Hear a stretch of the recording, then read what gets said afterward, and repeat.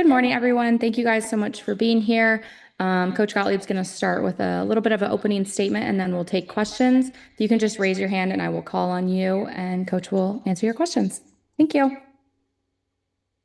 Hey, everyone. Good afternoon. Hope everyone is doing great. I'll start with a big shout out to Brad Keller and the women's volleyball team who swept UCLA last night. I don't know if you were in the building, but it's a big win for them.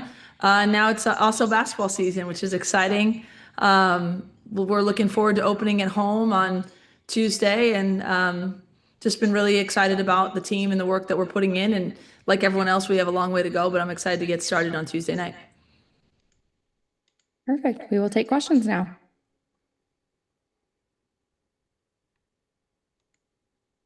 Anybody want to go first? I will. Perfect. Go ahead, Nikki. I didn't realize it was voluntary. Sorry. Hey, Coach, how you doing? I'm good. Good to hear. Good to hear. Can you give us an update on how Jazzy's been doing since the last time we talked to you? Good. Jazzy had to miss a bunch of practices at some point with an illness, but now she's good. And so, not to harp on that, but, when you're an incoming freshman, there's just a lot coming at you. But her work ethic, her ability to impact the game at both ends of the floor, she's just going to be incredibly significant for us. And she's just a really special kid, a really special competitor, and a special player. So I'm excited, to get going with her and the rest of the team. Go ahead, Ryan.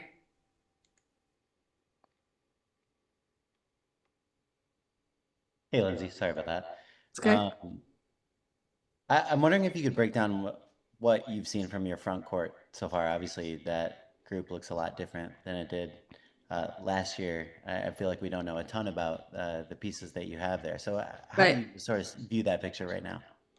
I mean, to be honest, I think it's still evolving, right? The honest answer is that, Rhea was a 3-year starter, right, and a future WNBA player, and Kiki was arguably the best front court player in the country last year. And so that was pretty established. And then off the bench, you had probably, the best post defender and a 6'6" kid, with Clarice, we knew exactly what we had, and we had to evolve a little bit. And this has been a lot more of learning each player, and it's going to be by committee. That is for sure. We have sort of 4 players in that group, and you can kind of add Diana Mendez as like a 5th. She swings a little bit more perimeter than some of them, but between Kai Milton and Viv and Laura and Gerda, I mean, I'm honestly, I don't know who's going to start. I don't know exactly, the rotation amongst them. I think that everyone is going to be needed, and it will be more by committee than it has been or than it was last year. That said, we have really high hopes for the production that they can give us. I mean, they're fast and athletic. We hope that they'll give us points in transition. We know that we can defend on the interior and on the perimeter. I think you'll see them a lot in pick and roll. But I think, the hope will be that we can rotate them and have a lot of just energy and pace, because no one should be playing tired. And we're encouraged about the work ethic of that group and what they can grow to become, for sure. Jordan, go ahead. Hey, Coach. Obviously, when we know the season's starting, when the preseason polls come out, and it doesn't obviously dictate how the season's going to go but USC was at 18 in the AP poll and 16 in the coaches poll, and it felt like a lot of the fan base felt like the team wasn't getting enough respect.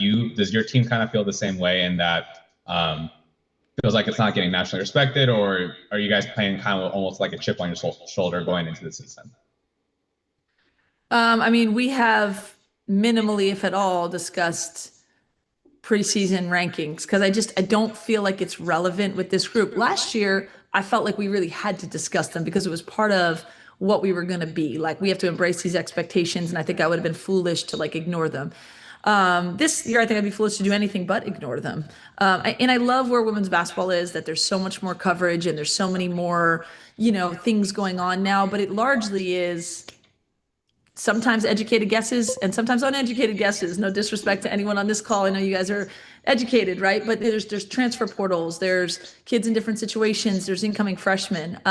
I think it says a lot about our program that a couple years ago, we were hoping to get our first NCAA tournament bid in a very long time, and this year, fans are fired up when they think 18 is not is disrespecting us. Like either way, I think it's all part of our growth process. But for our team, I think we have a chance to be very good, and yet there's a lot of that's still more unknown than at this time last year. And so that's a me having my work cut out, the team being in it together. So I really am, it sounds cliche, but I'm more worried about, what we looked like in practice yesterday. We have the day off today, how we're going to come tomorrow, like that steady climb. And then I think we'll get where we want to go and where we should be. And I'm not too concerned about it. So I'm not using it as a chip with the team. It's more, we know we have a lot to prove this group because we haven't done anything together yet. Nia, go ahead. Hi, Coach Gottlieb. Nice to virtually meet you. I'm working with the Big Ten and I'll be sidelined next week for the home opener. So super excited for that. And I just wanted to know first, like, what have you seen from Laura Williams and her progression? She didn't play last year, obviously, and now she's getting back to her normal self, first time on the court, first time being on Galen next week. Just what have you seen progression from her over the summer and the off season?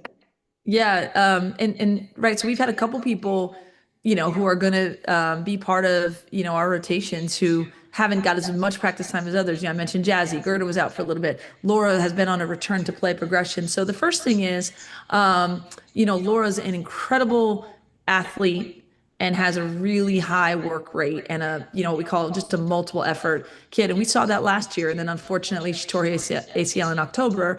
And the rest of the year was, credit to her of her being really engaged in her rehab, being engaged with the team. So she never missed a beat in terms of just relationships with the team and being part of everything, but she wasn't, in the same reps as everyone else. And she worked really hard. Her conditioning is unbelievable for a kid who's come off an injury.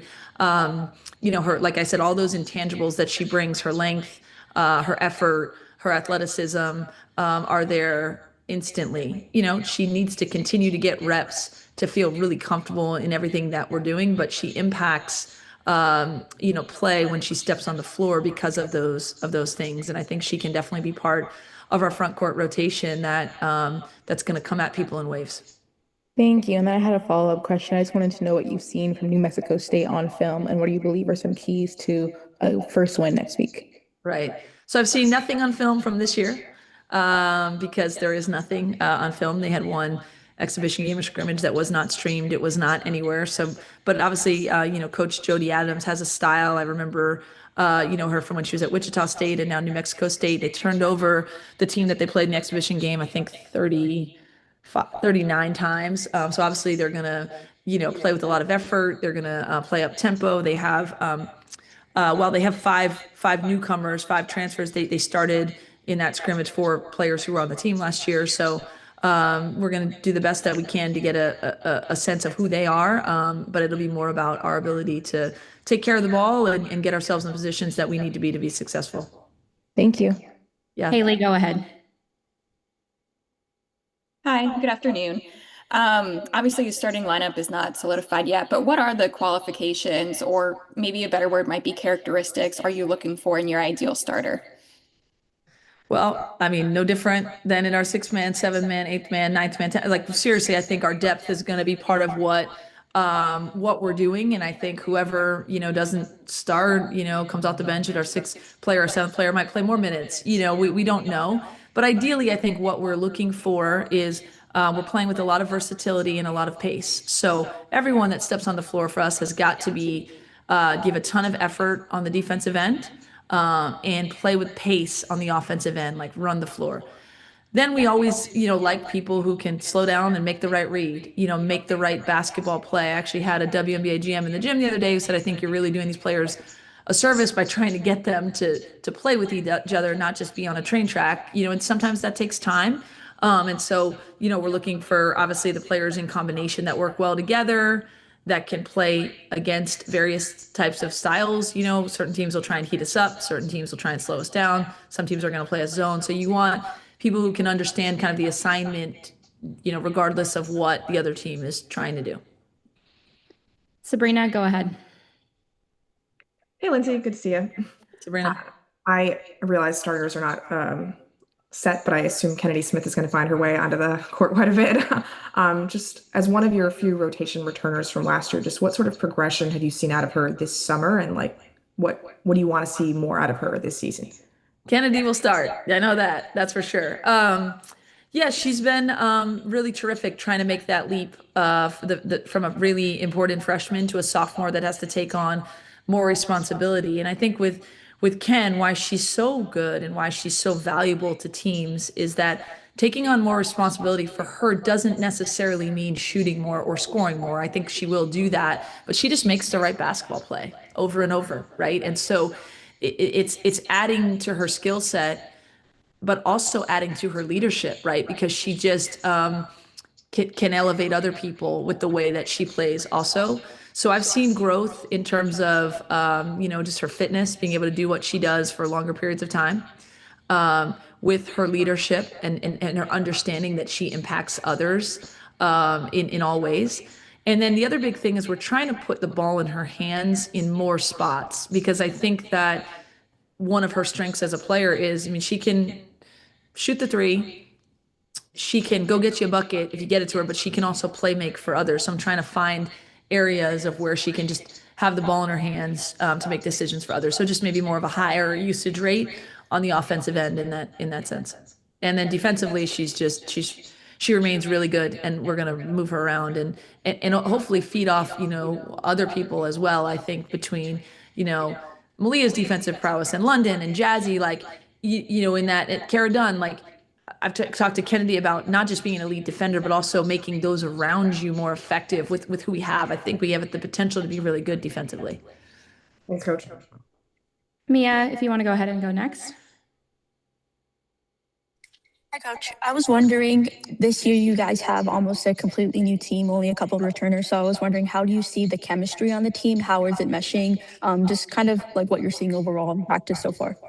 Yeah, I think that's been a positive thing. Right from the start over the summer, it was a team that I think organically got along really well. I think spent time together of their own accord, without me mandating it.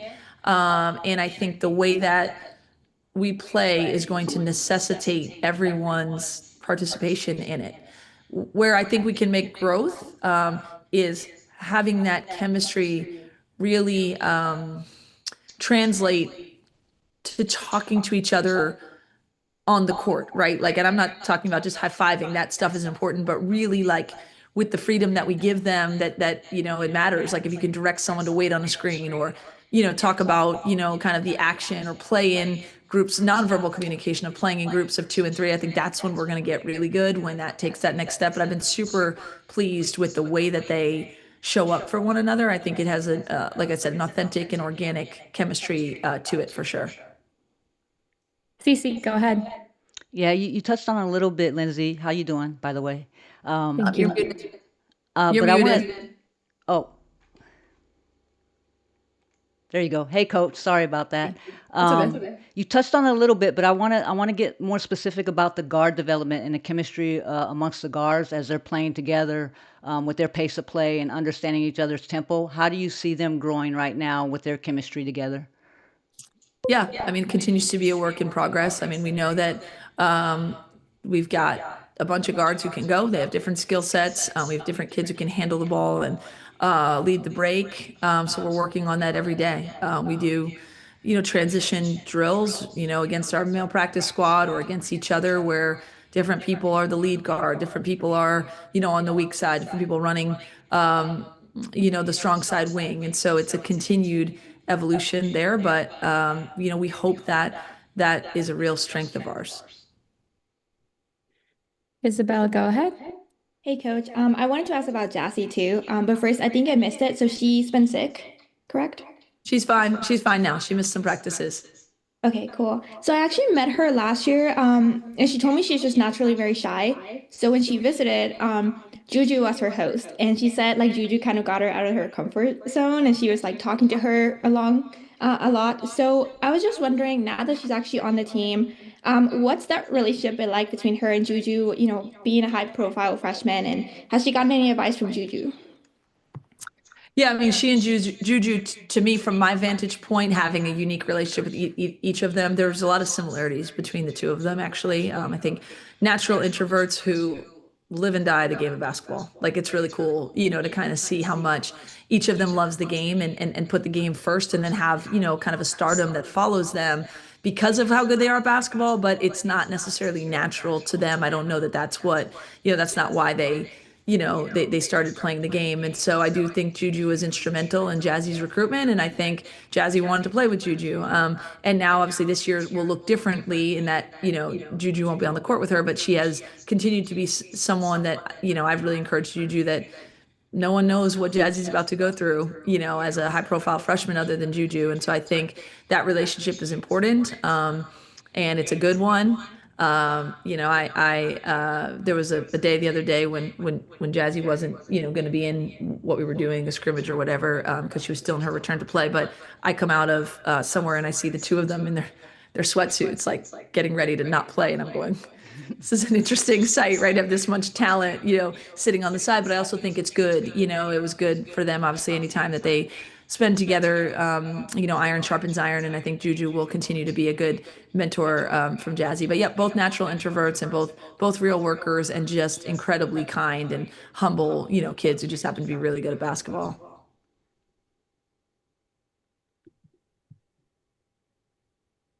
Sorry, Lindsay, I think I was supposed to go next. I talked to Jazzy's teammates that she had played with over the course of the last 8 years. She'd kept with the same team over the course of that same time, and all of them kind of said the same thing about how she just had an innate ability to bring out the strengths and kind of account for the weaknesses of the players around her. And I wonder if you've been able to see that, even though, this hasn't been that much time, clearly not 8 years that they've spent together, and how difficult is it to not expect too much out of her in that respect, just because, she is ultimately new and still trying to figure this out.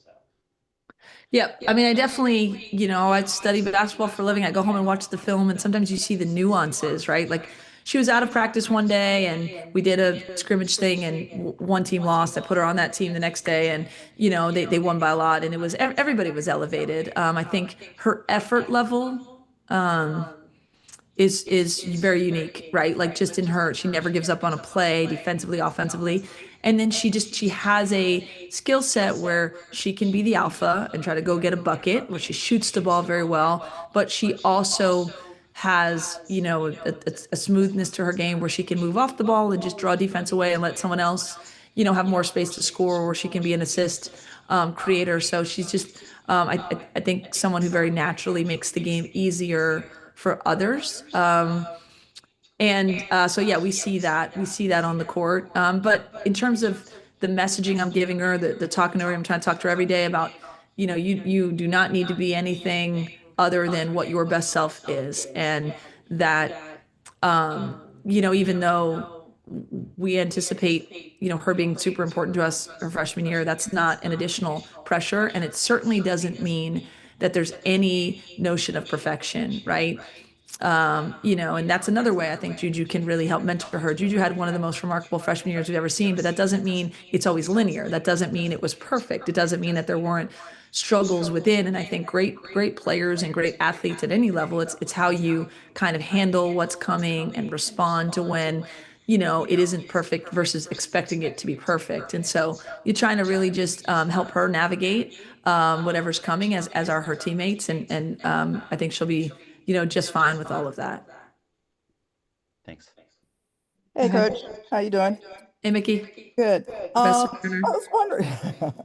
I was wondering, much of your offense did flow through your player of the year, and some other significant players. And I was wondering if you've had to make any significant tweaks in your offensive strategy coming into this season. Well, I mean, I would say I would put myself in the category of not someone who says, hey, this is my system. This is a, Lindsay Gottlieb USC team. This is the only way we're going to play. And every kid who comes in has to fit in this box. That's never been my style, right? I think that I have philosophies about how the game should be played, or how to best, maximize talent in women's college basketball. But you shift it a little bit based on your personnel. So absolutely, we've tried to play to the strengths of this group, which is have some similarities to last year, but not exactly the same, right?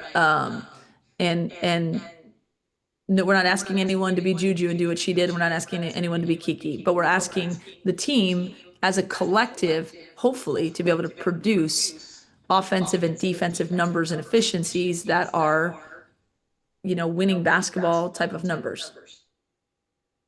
Thanks. Jordan, go ahead. Coach, obviously the first game is just the first game. There's plenty more that are coming after it. But how much would you say this first game really sets the tone for the rest of the season? I mean, I wouldn't see it that way. I think anytime we step on the Galen Center floor, we want to be the team that this community is proud of. We want to be, the team that's taking a first step towards, a season that we're going to be proud of. But there's no more, there's going to be a lot of excitement around it. I think you always have to appreciate a first and what comes with that. But I don't think it's necessarily, any one game, sets the tone overall. I mean, we know what's coming with our schedule. I mean, you've seen it. We've got 4 games against the preseason top 3 in the country. I mean, that's wild. We've got, I think, 10 games against the preseason top 25 and something like 17 against teams that played in the tournament last year. It's the hardest schedule in the country. So any one game can't set anyone anything, right? Like, we have to be nimble. We have to be resilient. We have to be competitive, no matter what the first game looks like, or no matter what the second game looks like, or going forward. There's just a new challenge in front of us every day, and that's exciting. And just to build on that, I also wanted to ask as well, scheduling these non-conference games with South Carolina, Connecticut, and NC State, what does it say about your program to wanting to play these big games against the marquee programs? Yeah, I mean, the goal when I took the job here was to build, the preeminent program in women's college basketball. And I say that with, again, a lot of humility. Like, there's teams that have done way more than I've done, that we've done here. We have a long way to go, but you certainly can't get there if you're unwilling to play on the biggest stages against the biggest competition. Now, did I schedule this thinking, it's JuJu's junior year and whoever else we have, and we're sure. But like I've said, the program standards remain the same no matter who graduated, who's injured, who's coming in, if you're trying to have a program that is at that level. And the history shows the best programs have played other, really top programs along the way, and that's what we're trying to get to. So we will learn a lot about ourselves. It's not a schedule that's designed, to win every non-conference game by an average of 40 points, right? It's a non-conference schedule that's designed to put us on the biggest stages that our players want. I remember when I was recruiting Kennedy, and we didn't have the greatest schedule the year before. She said, is this what the schedule's gonna be like going forward? And I said, no, not if you come here, right? Like, we want to take these challenges, and so here we are, and that's what it's going to be going forward. Someone told me, I'd never heard it, but someone told me Pete Carroll would say anyone, any place, anytime kind of thing. That's really how we see it. We want to be strategic, obviously with timing and where we're going and home games and road games and all that. But we certainly want to be a team that's known for a willingness to play the big games. And this year, I think it's going to teach us a lot, and it's going to speed up our growth. And I think that's important. We have time for one more question. Does anyone have anything? I'll ask another one if we have time. Go ahead, Ryan.